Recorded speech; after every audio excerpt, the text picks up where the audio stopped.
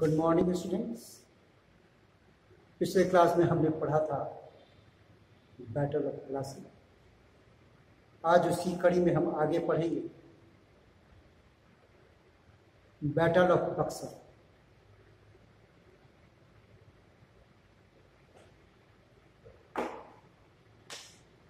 बक्सर का युद्ध 1764 ईस्वी में हुआ था। 22 अक्टूबर 1764 ईस्वी में बिहार में गंगा के तट पर हुआ।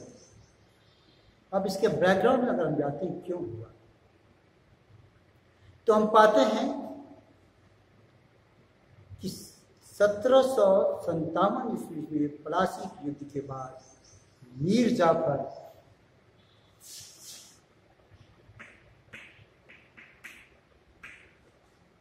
बंगाल का नवाब बना। वह अंग्रेजों के इच्छा और एक षड्यंत्र के कारण बना था। अतः उसने अंग्रेज ईस्ट इंडिया कंपनी को काफी कुछ कंसेशन दिया। धन संपत्ति प्रचुर मात्रा में उपहार के रूप में दिया और बहुत सारी छूटें दी, जो हम इसका अध्ययन करेंगे। कंपनी, ब्रिटिश कंपनी को उसने धन के अलावा बहुत सी छूट दी। बंगाल के प्राप्त धन से ब्रिटिश कंपनी फ्रांसीसियों पर और डचों पर, जो यूरोप की कंपनियां थी, उन पर विजय पाई। इतना ही नहीं, भारतीय राजे राजवाड़ों पर भी उसने विजय पाई। फिर अरब सागर में पार करते हुए जब हम जाते हैं अफ्रीका की ओर, तो वहाँ हिंद महासागर में एक टापू है मॉरिशस, उसने वहाँ पर ही अपना अधिकार किया।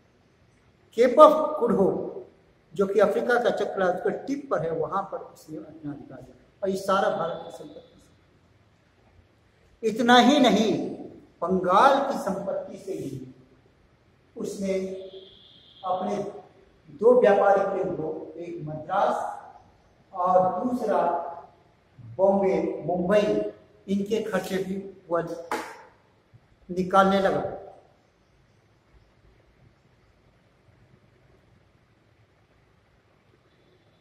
खुली छूट हो शुरू हो गई कंपनी को लूटने की।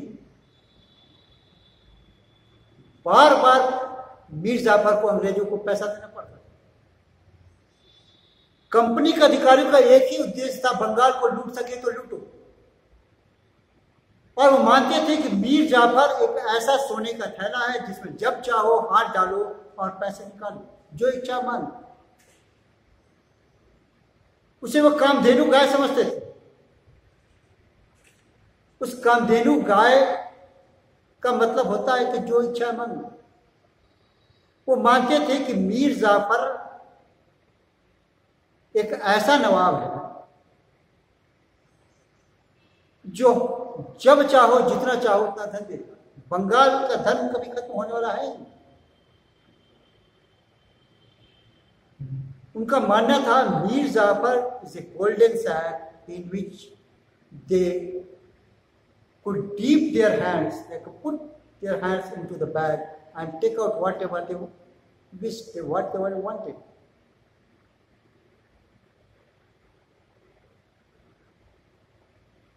अब ऐसी परिस्थिति में बंगाल की संपत्ति धीरे धीरे समाप्त होने। मीर जाफर पर बकाये का रकम चढ़ता गया। 1760 आते आते 25 लाख पाउंड का रकम चढ़ गया। तब वह देने में असमर्थ हो गया। ऐसी परिस्थिति में उन्होंने कोई दूसरा ऑप्शन ढूंढा, दूसरा व्यक्ति ढूंढा और वह उन्हें जल्दी मिल गया मीर कासिम के लिए।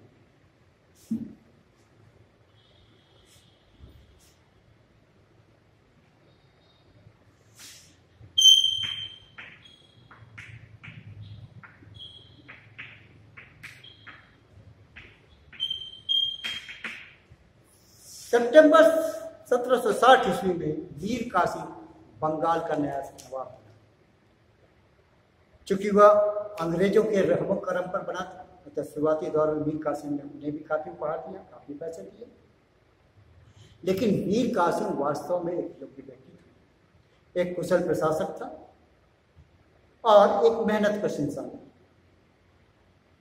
प्रारंभ में तो उसने अंग्रेजों की सारी इच्छाओं को पूरा करने लगा, लेकिन वह धीरे धीरे सोचने लगा कि इस तरह तो बंगाल गरीब और खाली रह जाएगा। तो अतः उसने अपने सूबे को समृद्ध और ताकत बनाने का सोचा और इसके लिए उन्हें योग्य शासकों, कुशल प्रशासकों को नियुक्त करना शुरू किया। उसने तमाम कुशल प्रशासकों को चुन चुन करके अपॉइंट किया। जो उससे डिसअपॉइंटेड थे, यानी कि जो उससे खुश नहीं थे, उन्हें भी उसने रजामंदी कर ली, उनके साथ उन्हें संतुष्ट किया और उन्हें प्रशासन में दिया। उन जमींदारों को जो टैक्स नहीं देते थे, लगा नहीं देते थे, उनको हटा दिया, दंडित किया और नए जमींदारों को लगाया। अब समय पर नियत रकम आने लगी, इससे समृद्धि बन गई। अब आगे उसने अंग्रेजों के प्रभाव से अपने आप को मुक्त करना चाहा, क्योंकि अंग्रेज उसे अपने मीर जाफर की तरह पपेट बनाना चाहते थे, अपने हाथों का कठपुतली बनाना चाहते थे। और इसके लिए उसने क्या किया कि बंगाल से हटा करके राजधानी को मुर्शिदाबाद ले गया। मुर्शिदाबाद गंगा के तट पर है, पटना के पास है। मुर्शिदाबाद ले गया और वहां पर उसने अपनी किलेबंदी की, मजबूत किलेबंदी बनवाई और आसपास के तमाम छोटे लोगों को, उसने प्राचीरों को मजबूत बनाया ताकि राज्य की सुरक्षा करे। सैनिक दृष्टिकोण से अपने सूबे को मजबूत करने के लिए उसने तमाम युवाओं को जो योग्य थे उनको भर्ती किया। तोड़दार बंदूकों यानी कि फायरलॉक्स का निर्माण शुरू किया, गोला बारूद की फैक्ट्रियां बनाई। इससे इसकी स्थिति काफी बिगड़ी थी और ये बात अब अंग्रेजों को नागवार महसूस लगी, क्योंकि वह उनके क्षेत्र से थोड़ा दूर चला जा चुका था और ताकतवर बन चुका था। और अब झंझट प्रारंभ हुआ, क्योंकि वे बात नहीं मान रहा था। तभी एक और घटना घटी। आलमगीर जो दिल्ली के बादशाह थे, मुगलिया सल्तनत के बादशाह थे, उनकी हत्या कर दी। उनका पुत्र शाहजादा बंगाल में था, बिहार में था, तो बिहार प्रांत कर दिया। ब्रिटिश कंपनी ने चाहा, एक प्रपोजल भिजवाया मीर कासिम के पास कि आप शाहजादा को अपना समर्थन दे, अपना प्रपोजल पर हस्ताक्षर कर भिजवाएं। मीर कासिम ने सोचा कि कंपनी क्यों इंटरेस्ट ले रही है। तब उसने ध्यान से बारीकी से जब विचार विश्लेषण किया तो पाया कंपनी इसलिए दे रही है कि तुमको आगे व्यापार में छूट मिली और भी बहुत सारे कंसेशन मिले।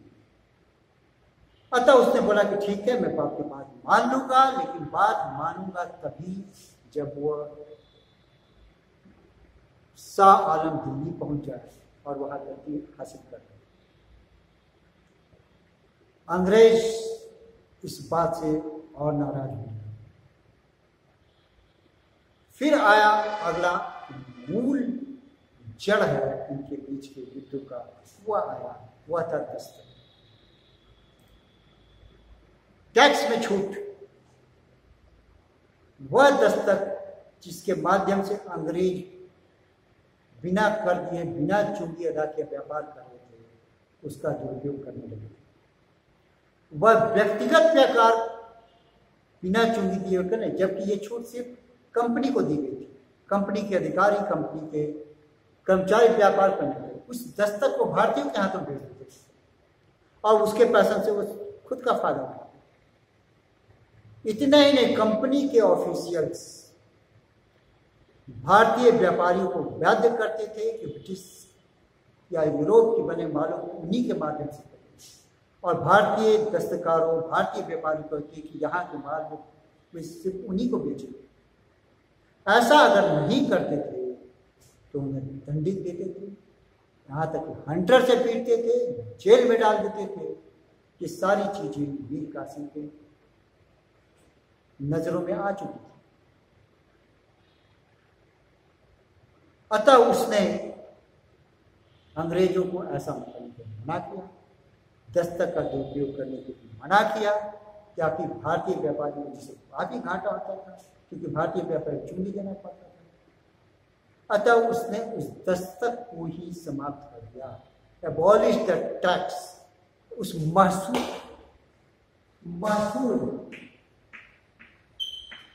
के नाम से जाना है, उस महसूल को ही समाप्त कर दिया। और इसे भारतीय व्यापारी और अंग्रेज व्यापारी दोनों बराबर पड़े जाए। जब एक ही पलड़े पर आ गए तो अंग्रेजों की स्थिति, आर्थिक स्थिति पर प्रतिकूल प्रभाव पड़ने लगा।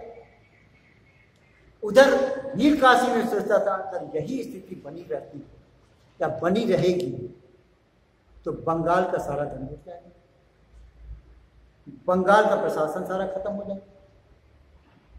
अतः उसने विरोध करने का सोचा, नतीजा युद्ध होना और संभाल, और ऐसा हुआ भी। छोटे युद्ध शुरू हो गए। अंग्रेजों ने बढ़ करके मुंगेर से आगे बढ़ करके पटना में कब्जा कर करके अपना अधिकार जमा लिया। अंग्रेज पटना इसलिए गए क्योंकि वो मुंगेर पर पश्चिम से हमला करते थे और बंगाल की तरफ से कंपनी तो थी। अतः मुंगेर उसका किला पर हमला दो तरफ से किया जाएगा तो वो सैंडविच बन जाएगा और निश्चित पराजय निश्चित है मीर कासिम।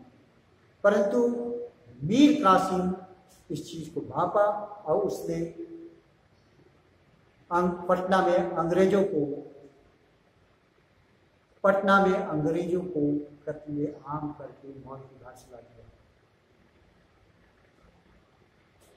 जब मौत की घाट चला दिया गया, इसकी क्षमता बंगाल पहुंची तो बंगाल से फिर सेना आई और पटना पर वापस कर दिया। अब अंग्रेज पूरी तरह से कासिम के विरुद्ध हो चुके थे, उसे किसी भी तरह बंगाल का नवाब बनने नहीं दिलाना चाहते, इसलिए वो उस पर छुटपुट पहले आक्रमण किया और कासिम और अंग्रेजों में संघर्ष हुआ। जब कासिम ने देखा कि अब वो विजय नहीं पाया तो वो अवध के नवाब के पास चला गया, शुजा-उद-दौला, और बंगाल के नवाब शाह आलम।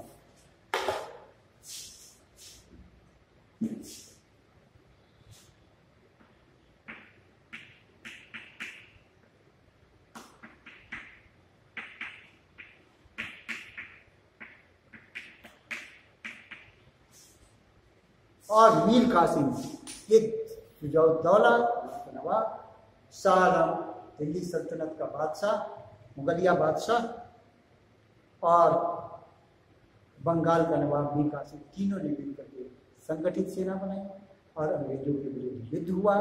और युद्ध होने वाले को बक्सर में आकर खड़े हुए। एक आक्रमण पटना तक किया गया था लेकिन सफलता न मिली।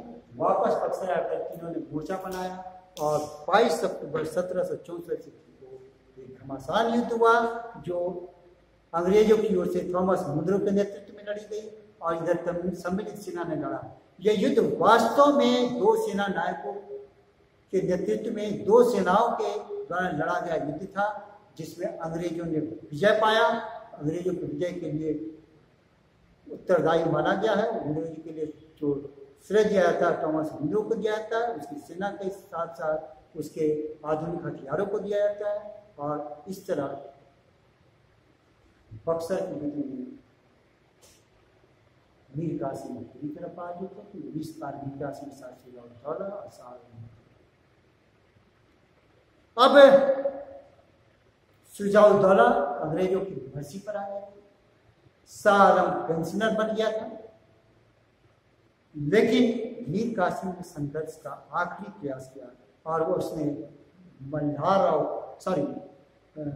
राव होलकर के साथ मिलकर के एक बार कड़ा यानी इलाहाबाद का विरोध किया, उसमें पराजित हुआ और इसके बाद मीर कासिम हमेशा के लिए बंगाल की राजनीति से दूर हो गया।